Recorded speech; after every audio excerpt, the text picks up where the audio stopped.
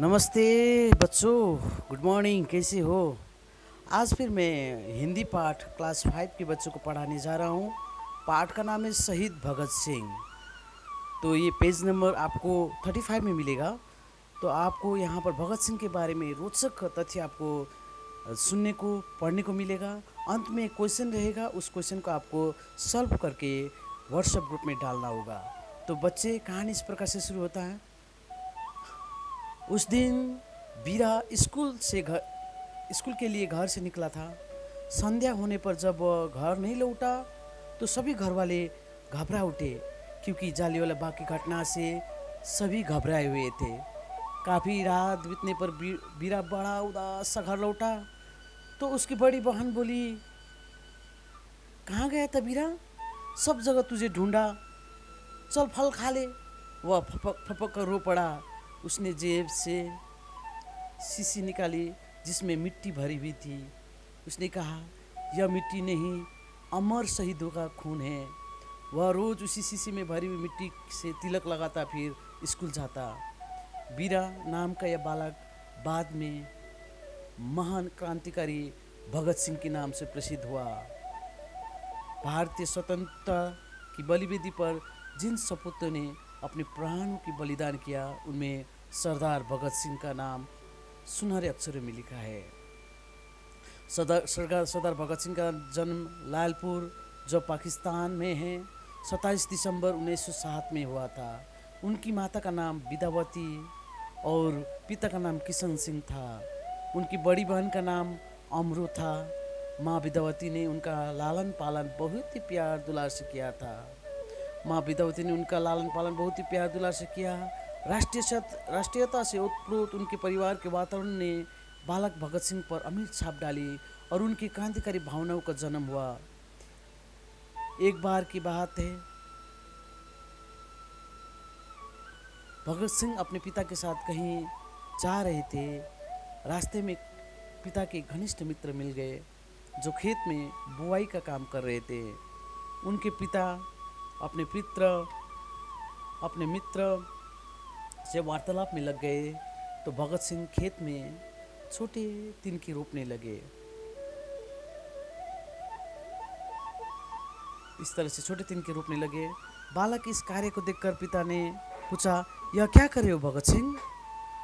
बंदूकें बो रहा हूँ, बालक ने उत्तर दिया। भगत सिंह जैसे जैसे बड़े होते गए, उनकी असाधारण प्रतिभा दिखाई पड़ने लगी। उनकी प्रारंभिक शिक्षा गांव के पाठशाला में हुई। फिर आगे की शिक्षा के लिए नेशनल कॉलेज लाहौर गए। वहीं उनकी मुलाकात सुखदेव और यशपाल से हुई। तीनों मित्र बन गए और क्रांतिकारी गतिविधियों में भाग लेने लगे।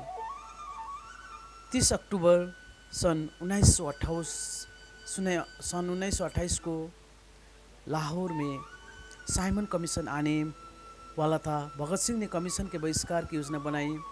लाला लाजपत राय की अध्यक्षता में उन्होंने साइमन कमीशन का विरोध किया। साइमन वापस जाओ, इंकलाब जिंदाबाद के नारे लगाए। पुलिस ने क्रूरतापूर्वक लाठीचार्ज किया। इसी घटना के कारण लाला लाजपत राय की मृत्यु हो गई। क्रोध में आकर उसी दौरान भगत सिंह ने पुलिस कमिश्नर सैंडर्स की हत्या कर दी।